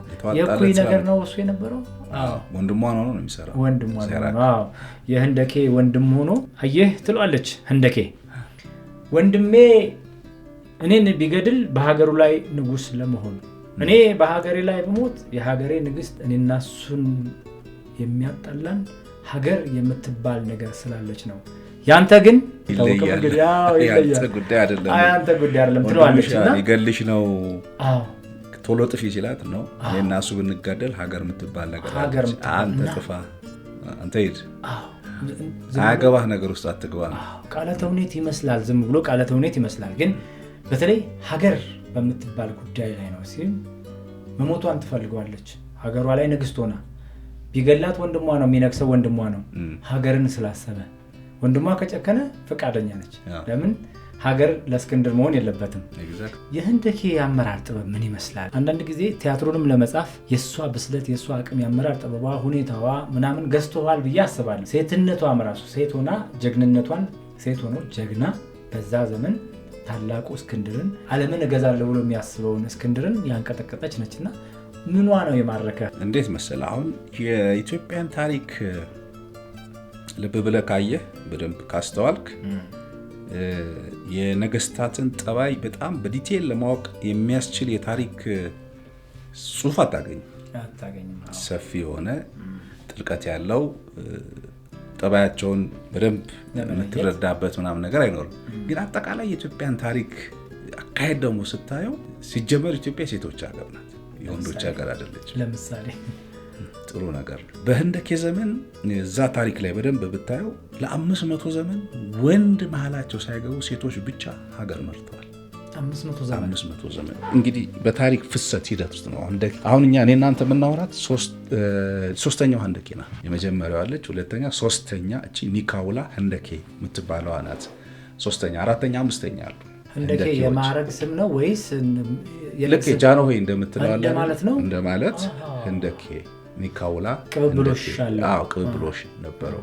በእነዚህ የሴት ህንደኬዎች የተደረጉ የታሪክ ፍሰት አንድ ሁለት ሶስቱን እንኳን ብጠቅስልህ እቺ ሶስተኛዋ ህንደኬ ከእስክንድር ጋር ይህንን አሁን እኔ እናንተ የምናወራ የነበረውን ታሪክ የፈጸመች ሴት ህንደኬ ናት። አራተኛዋ ህንደኬ ከሮማውያን ቄሳሮች ጋር በትክክል ቄሳር ገሌ ብዬ ባልነግርህም ከግብፅን አስገብረው ወደ ኢትዮጵያ መውረድ ሲጀምሩ ረጅም የጦርነት ዘመን አከናውና ጦር ሜዳ ውስጥ ሁሉ እየገባች የምትዋጋ እጅግ ኃይለኛ አንድ አይኗ ብዙ ጊዜ ህንደኬ ተብሎ ፒክቸር ላይ ይታያል። አንድ አይኗ የተሸፈነች አራተኛዋ ህንደኬ ናት እና እቺ ህንደኬ የመጀመሪያውን የዓለም የጦርነት ስምምነት ዲል ብትለዋል አይደል? ካውስ ነው እስራኤልና ፍልስጤም እንዳደረጉት ወይ ደግሞ ኢትዮጵያና ኤርትራ ያደረጉት አይነት አትድረስብኝ አይነት የመጀመሪያ የሰላም ስምምነት ከሮም ገዢዎች ጋር ያደረገች አራተኛዋ ህንደኬ ናት፣ ኢትዮጵያዊት። አምስተኛዋ ህንደኬ ደግሞ መጽሐፍ ቅዱስ የሐዋርያት ሥራ ላይ ብታየው ጃንደረባው ሄዶ ከፊልጶስ ክርስትናን ተቀብሎ መጥቶ ክርስትናን የቤተ መንግስት እምነት ያደረገው የአምስተኛው ህንደኬ ጃንደረባ ነው። የህንደኬ የሚለው ማለት ነው። ስለዚህ ይሄንን ታሪክ ስታይ ከዛ የሳባን ታሪክ ስታይ ከዛ መጥተህ ደግሞ አክሱም ዘመን ኢዛናና ሳይዛና እናት ናት እንግዲህ ክርስትናን ደግሞ እንደገና ወደ ቤተ መንግስት ለማምጣት ሂደት ውስጥ ትልቅ ሚና የተጫወተችው። ስለዚህ ይሄ ጥንታዊ ዘመን ኢትዮጵያ ሴቶች ምን ያህል በኃላፊነት ይወጡና ይሄዱ የነበረው ጉዳይ ነው። ያኔ ሴቶች የመሰረቷት ሀገር ናት ማለት ይቻላል። የሴት ሀገር ናት ኢትዮጵያ። ከዛ ደግሞ የአድዋ ጦርነትን ውሰድ። የእቴጌ ጣይቱ ሚና ማን ይወጣው ነበር? እቴጌ ጣይቱ ባትኖር ኖሮ ያንን ሚና ማን ነው የሚወጣው? ማለት እንደዚህ የታሪክ ቅብብሎሹ እዚህ እቴጌ ጋር መምጣቱን በጣም ሰንሰለታማ አድርገን የነገርከኝና ወደኋላ ያለው ታሪክ ሲነገር አንሰማም። የኛ ሀገር ታሪኮች ብዙ ጊዜ ሲነገሩ እንዳልከው ወይ በጣም የቀረቡ ሰዎች ናቸው የሚጽፉት ወይ አይጻፍም፣ በቃል ይቀመጥና አፄ ኃይለ ሥላሴ 40 ዓመት ኢትዮጵያን ገዙ። የአፄ ኃይለ ሥላሴን የአገዛዝ ዘመን ያሳለጠችው ዘውዲቱ ናት፣ ንግስት ዘውዲቱ ናት። ንግስት ዘውዲቱ በመሃል ባትኖር ማለት የ15 ዘመን እሷ የገዛችበት ባሏን ሳክሪፋይስ አድርጋ ኃይለሥላሴን ወደ ስልጣን ያመጣችው ዘውዲቱ ናት። እና ኢትዮጵያ በዚህ አይነት ስታየው ወደ ኢትዮጵያ የወንዶች ሀገር አይደለች። አሁንም በጨመረልን ሴት ጀነራሎች ቢኖሩ ጦርነት አይኖርም ነበር። ይሄን እስቲ በደንብ አስመራ ነገር አይ ለምሳሌ የኢትዮ ኤርትራ ጦርነት ፍጹም መደረግ ያልነበረበት መሆን ያልነበረበት ትልቅ የታሪክ ስህተት ነው እና ያን ጊዜ ለምን ሆነ ብለህ ብትጠይቅ በቃ በኢትዮጵያ ፖለቲካ ውስጥ የሴቶች ማይነስ ባለ ጊዜ ሁሉ ጊዜ ጦርነት አለ። ለምንድን ነው? ሴቶች እናትም ስለሆኑ አርቀው የማየት የተሰጣቸውም ጸጋ ስላለ ነገሮችን የሚያዩበት መንገድ ከወንዶች በተሻለ ስለሆነ መነጽራቸው ስለሚለይ እነኚህ ሁሉ ምክንያቶች ናቸው። ሴት ብትሆን ሊደርሺፕ ላይ ጥንካሬ ይኖራታል የምትለኝ ታሪክን አይደለም ብታየው ስታይ በቃ አብሪው ጊዜ ትልቁ ጊዜ ሴቶች ወደ ስልጣን የመጡ ጊዜ ነው። ይሄን ዲናይ ማድረግ የለብንም። ሁሉ ጊዜ ደግሞ ፌለሪቲዎችን ስታይ ውድቀቶችን ስታይ የሴቶች እጅ የለበትም ላትል ትችል ይሆናል፣ ግን ሚኒማይዝ ያደርጋል፣ ይቀንሳል፣ እንትኑ ይቀንሳል እንጂ ቢሆን ሴቶች በጣም በኢትዮጵያ ፖለቲካ ውስጥ የፖለቲካ ፓርቲሲፔሽናቸው ባለ አፈርማቲቭ አክሽን የሚባለው ምናምን አለ ሴቶች ስለተጎዱ ምናምን አይደለም። አንደኛ ይሄም የኢትዮጵያ ሴቶች ጥያቄ አልነበርም አይደለም፣ አይሆንም። ምክንያቱም ትላንትና ከአፄ ኃይለሥላሴ በፊት እኮ ኢትዮጵያ ውስጥ አንዲት ሴት ትልቁን የስልጣን እርከን ተቆናንጣ የነበረችበት ዘመን ነው። which is አውሮፓና አሜሪካ ብትሄድ ሴቶች ከጓዳ ያልወጡበት ዘመን ላይ ኢትዮጵያ ውስጥ ግን አንዲት ሴት ትልቁን ስልጣን ይዛለች። አፈርማቲቭ አክሽን የአውሮፓና የአሜሪካ ሴቶች ጥያቄ እንጂ የኢትዮጵያ ሴቶች ጥያቄ አይደለም፣ አልነበረም። መውሰድ ያለብህን መርጠህ መውሰድ ስለማትችል እንዳለ ትቀበላለህ። በዚህ ውስጥ ደግሞ ምን አለ? እርዳታ ሲሆን ገንዘብ ሲገባበት ጥያቄህን ባይሆን እንደ ጥያቄ ተወስደውና እውነትም የኢትዮጵያ ሴት ተጨቆና ነበረ፣ ተገፍታ ነበረ፣ እንደዚህ ሆና ነበረ ምልህ ከሌላው ዓለም የተለየ ነበረ። ያንን ማየት ነው። ግን ኢትዮጵያ ውስጥ ትላንትና ትልቁን ስልጣን ይዛ የነበረች ሴት በነበረችበት ጊዜ ውስጥ እውነት የኢትዮጵያ ሴቶች ወደ ፖለቲካ ነጣይቱ ይጫወቱ የነበረው ሚና ለምን አይጫወቱ? ስለዚህ ከምኒልክ በላይ ሂድ ብላ የተናገረችው ቆራጥ ምኒልክ እንደሆነ ጳውሎስ ኞኞ መጽሐፉ ላይ ብታይ ምንድነው ቢለው እንደው በአንድ ወገን እኮ ኦልሞስት እየሸሸ ነበር ይላል። እንግዲህ የኢትዮጵያ ሰራዊት በዚህ በተኩሱና በመድፉ ከኋላ ሆና የንጉስህን ጠጅና ጮማ ቆርጣ የት ነው የምትሸሸው ብላ መልሳ ይዛ የከተተችው እኮ ወደ እሳት። እንግዲህ ሴት የላከው ሞታይ። በነገራችን ላይ ለህንደኬ ቲያትርህ ባለቤትን ማመስገን ፈልጋለሁ። ምክንያቱም የባሏን ፍላጎት ተረርታ ብዬ ነው ማስበው። እስቲ እቺ ነገር ተመልከታት ብላ የመጀመሪያዋን ሰዓት የጫረችው እሷ ነች አንተ ውስጥ። ከዛስ በኋላ ሪሰርች አረክ ፈላለክ ካገኘ በምን ያህል ጊዜ ጽፈህ ጨረስከው የህንደኬን ቲያትር? ሜቢ 2 ዓመት 3 ዓመት ሊፈጅ ይችላል። መልካም። እዚሁ ላይ መቼም ቲያትር አንተ ጽፈው አንተ ከነበረ ታሪክ ተነስተህ ራስህ ቃላቶችን ወልደህ አመጠህ ወደ ወረቀት ቀይረህ አንድ ትልቅ አዘጋጅ ጋር ስትሄድ የመጀመሪያው ያዘጋጁ መልስ ይኖራል።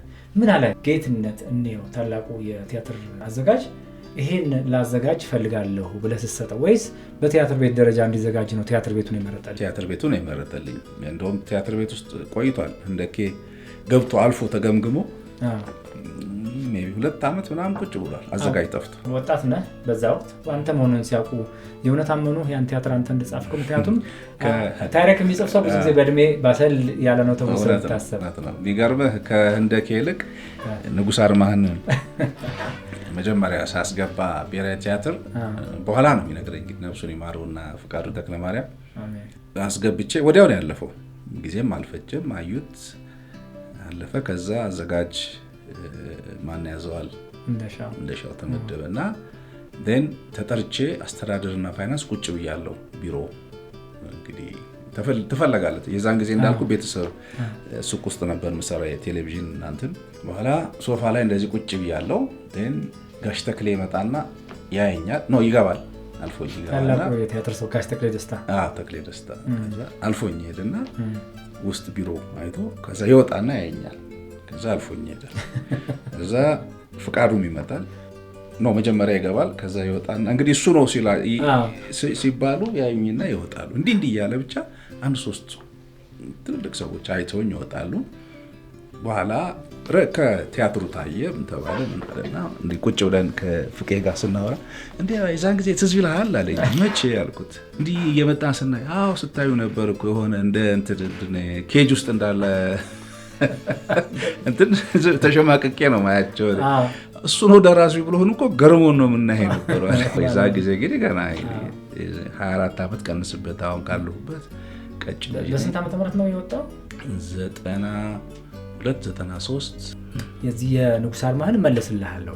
ህንደኬ ላይ ልምጣልህና ህንደኬ ቲያትር መድረክ ላይ ወጣ። ጌትነትን ነው አዘጋጀው። ያ ሁሉ 70-80 የሚሆን አክተር ሰራበት። የመጀመሪያው መክፈቻ ላይ የነበረው ስሜት ምን ይመስል ነበር? መቼም መክፈቻ ሁል ጊዜ ደማቅ ነው። ምን ይመስል ነበር? አንተ በዛ ልክ ያ ሁሉ ሰው አይቶ የሰጠውን አስተያየት በምን መልኩ ተቀበልከው? እንዴት ነበር የነበረው ሁኔታ? ግዙፍ ነው። በጣም ትልቅ ነው ምልህ። አንደኛ ተመልካቹም በጣም ብዙ ነው ምልህ። የዛን ጊዜ መብዛቱ ብቻ ደግሞ ሳይሆን ይሄ አጣጥሞ የሚያየው ተመልካች አለ አይደለ? በደንብ አይቶ ክሪቲክ አድርጎ ይሄ እንዲህ ቢሆን ምናምን የሚልህ ተመልካች ነው። ወይ ደስ ይል ነበር። በጣም ያምር ነበር። ያው ልጆቼንም ይዤ ሄጃለሁ። ያኔ የዛን ጊዜ ትንሽ ልጆች ነበሩ። ሶስተኛዋ ልጅም ተወልዳ ነበር ህንደኬ እና እሷ አልነበረችም። በእርግጥ ሁለቱ ልጆቼ ይዤ ከነ ባለቤቴ ነው ያየሁት። አስደሳች ነበር። በጣም አስደሳች ነበር። ደስታው አለ አይደለ? የሚያሰክርህ ነገር። ስለዚህ እሱ ነው ብዙ እንትን ያልኩት።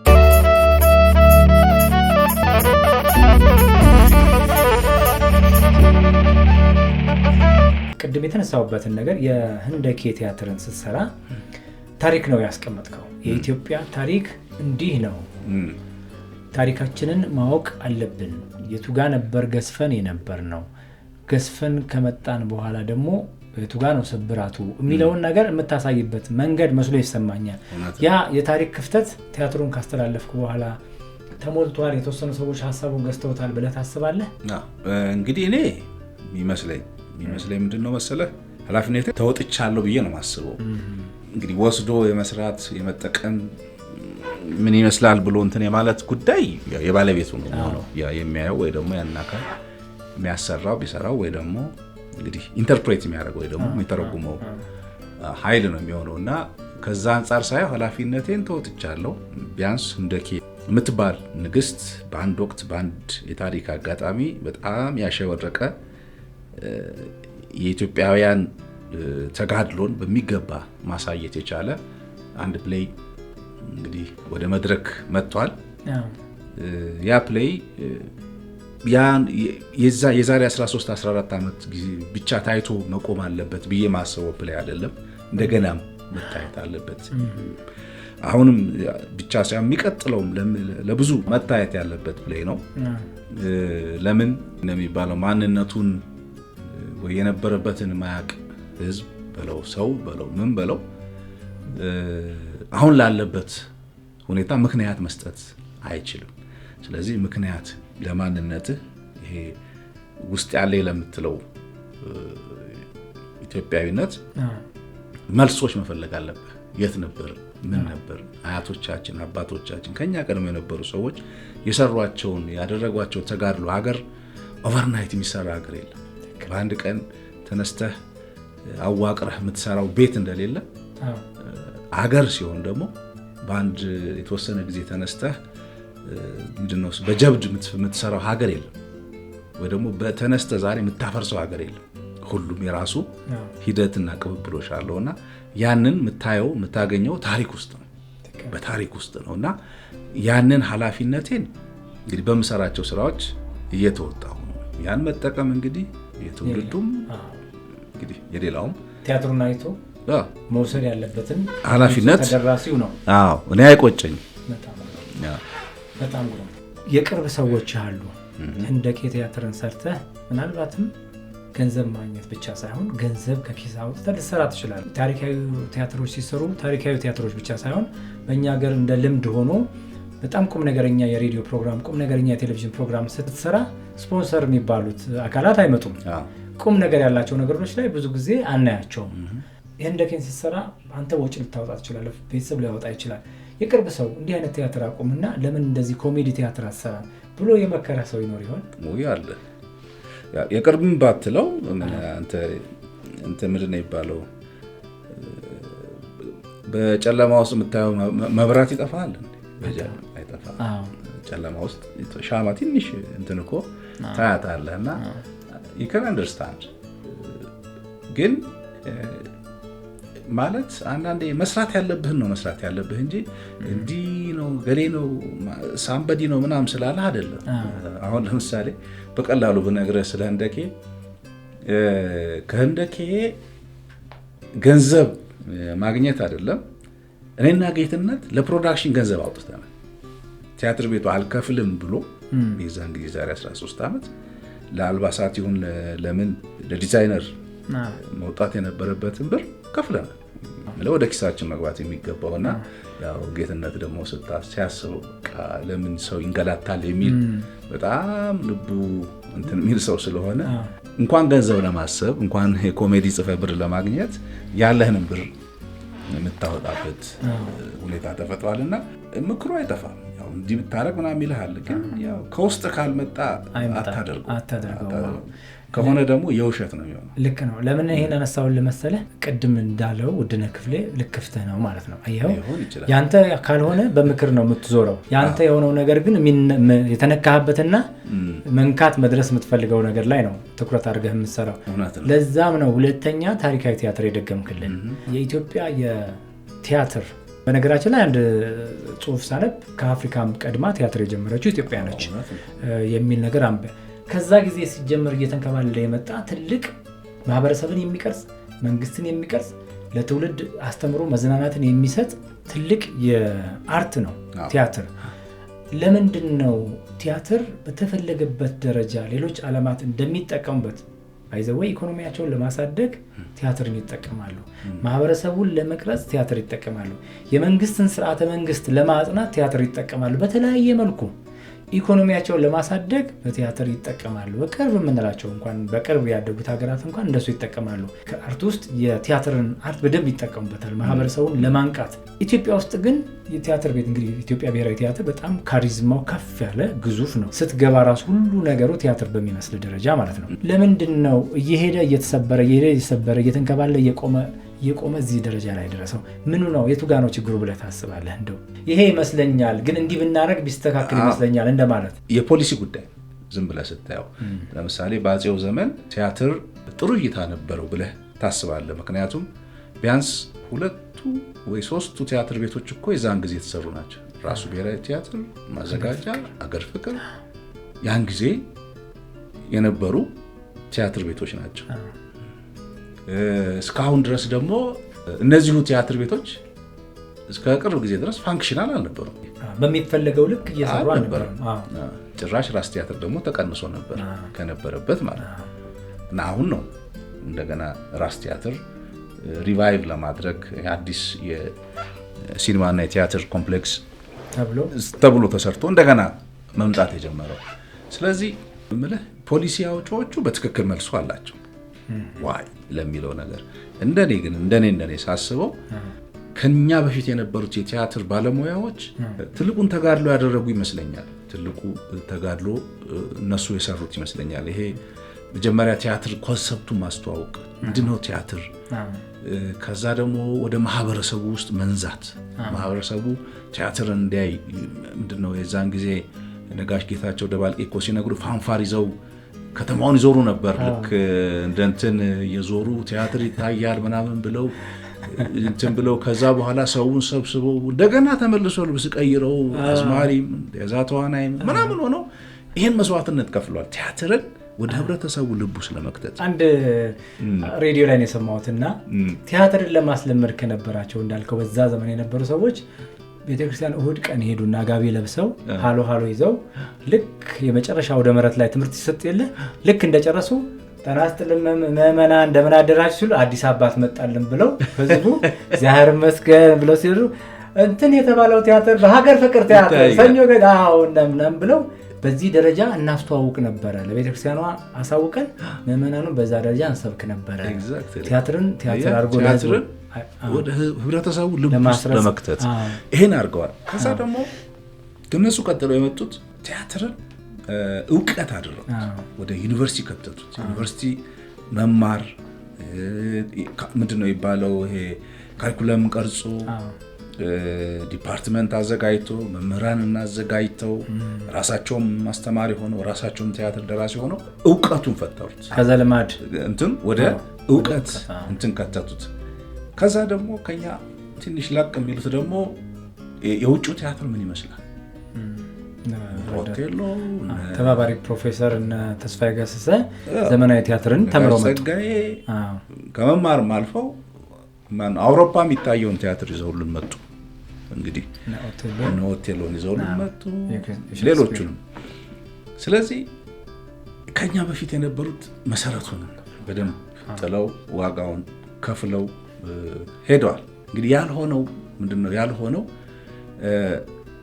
በየአካባቢው ቲያትር ቤቶችን ማቋቋም፣ ቲያትርን ወደ ታች የማውረድ ቲያትር ቤቶችን እውቀቱን ብቻ ሳይሆን ቲያትር ቤቶችን ደግሞ ወደ ታች ወደ ማህበረሰቡ ወስዶ የማህበረሰብ ማድረግ ላይ የቀሩ ነገሮች ያሉ ይመስለኛል። እንግዲህ ምክንያቱም በብሔራዊ ቲያትር በሀገር ፍቅርና በተወሰኑ ቲያትር ቤቶች ብቻ መቅረት ያለበት እውቀት አይደለም እና አሁን የኛም የሚቀጥለውም ጄኔሬሽን እንግዲህ ይህንን ማድረግና ቲያትርን ወደ ነቁጥ ወስዶ ወደ ወረዳ ወደ ቀበሌ ወስደ የበለጠ የማህበረሰቡ የማድረግ ሂደቱ ያ ከሆነ ቲያትር የበለጠ ፍሎሪሽ ያደርጋል። የበለጠ ምክንያቱም ያው እንግዲህ ዘመኑን የምታየው ነው።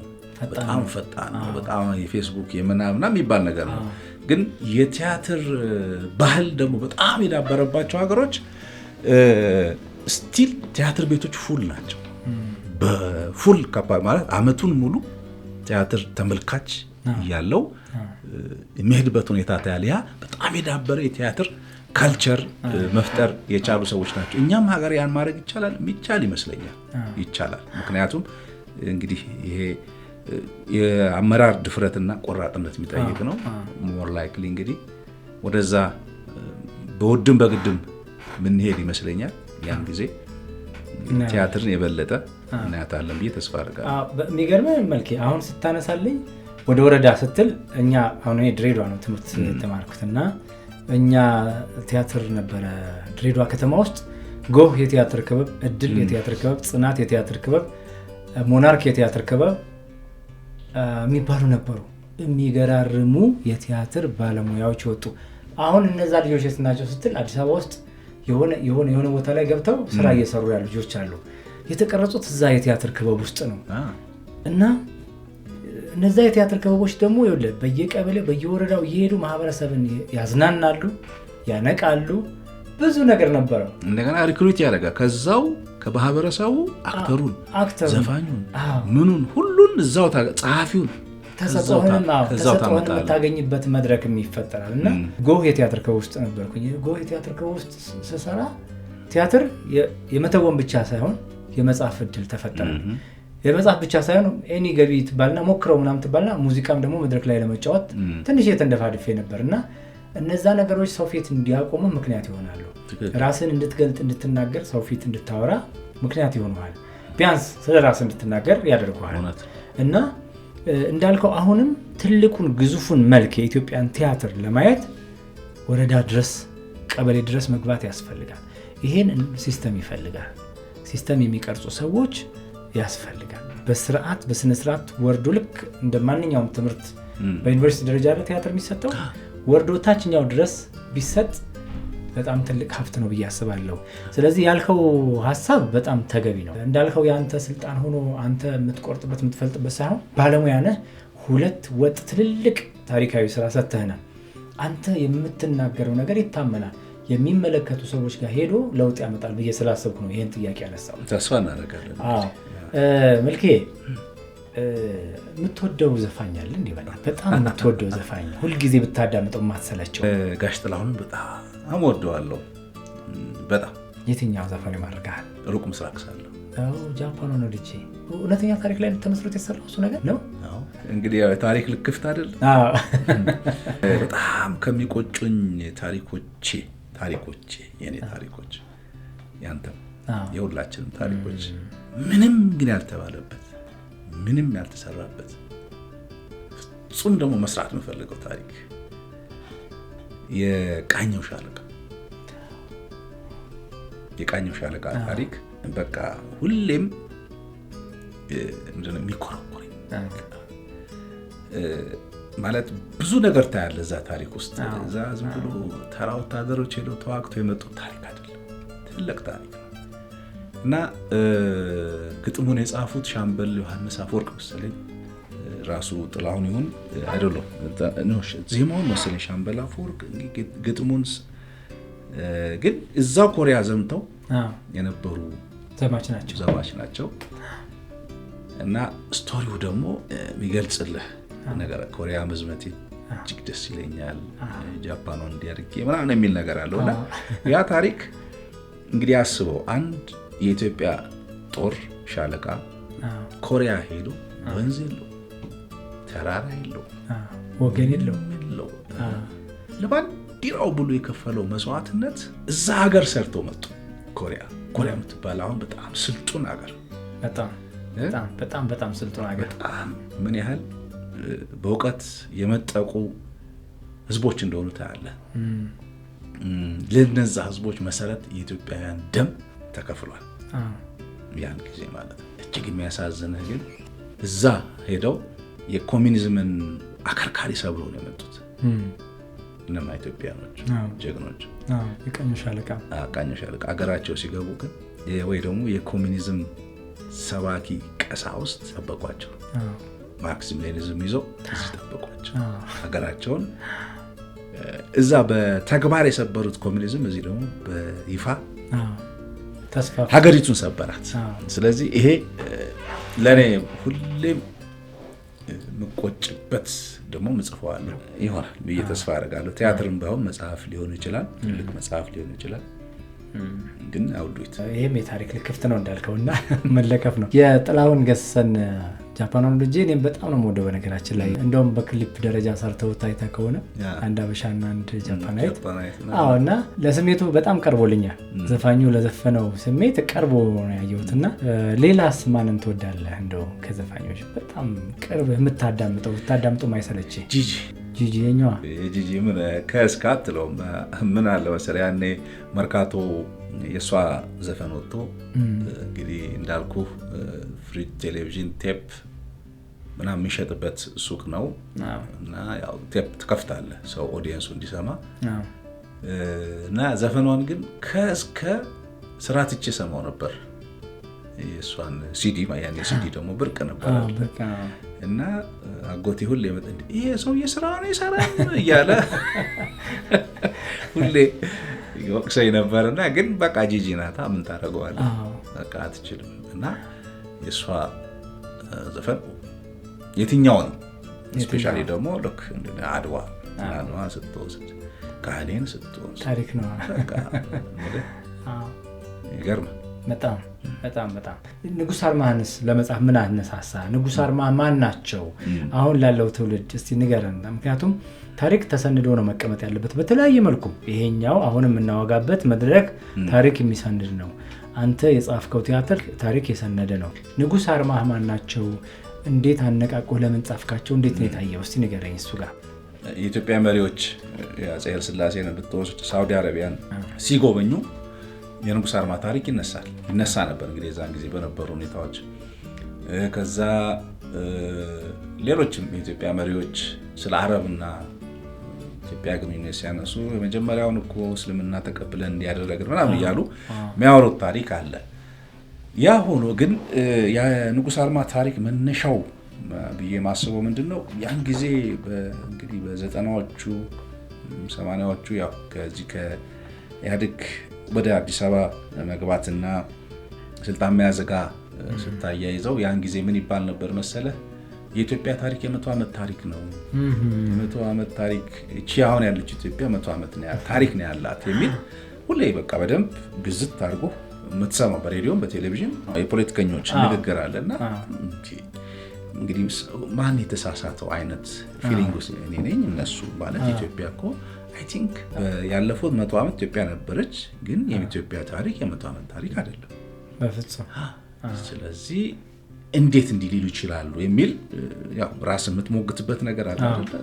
አንሳስብ እዛ ያው የንጉስ አርማ ታሪክ መጣ ደን ዋይ ይሄንን ታሪክ ለምን ወደ ቲያትር ወይ ደግሞ ወደ የሚቻለው የሥነ ጽሑፍ ዘውግ ቀይሮ ማሳየት አይቻልም የሚል እንትን መጣ። ከዛ ጻፍኩት እዛ ጻፍኩና ያጣከስካቸው መጽሐፍት አሉ ብዙ ቦታ የምታገኘው ታሪክ ነው። የሚገርም በጣም ሪች ነው። እንደውም ጥሩ ተጽፏል። በተለይ ደግሞ የአረብ ጸሐፊዎች በደንብ አድርገው የጻፉት ጽሑፍ ነው። በእኛ ወገንም አሉ በርካታ ሰዎች ጽፈውታል።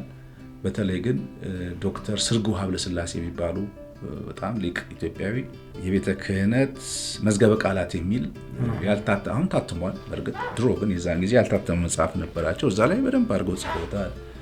ራሱ የመጀመሪያው የአፄ ኃይለ ሥላሴ ጊዜ የታተመ የቁርአን መጽሐፍ ላይ መግቢያው ላይ ይህን ስቶሪ ታገኘዋለህ። ብዙ ነው እንትኑ ሪፈረንሱ።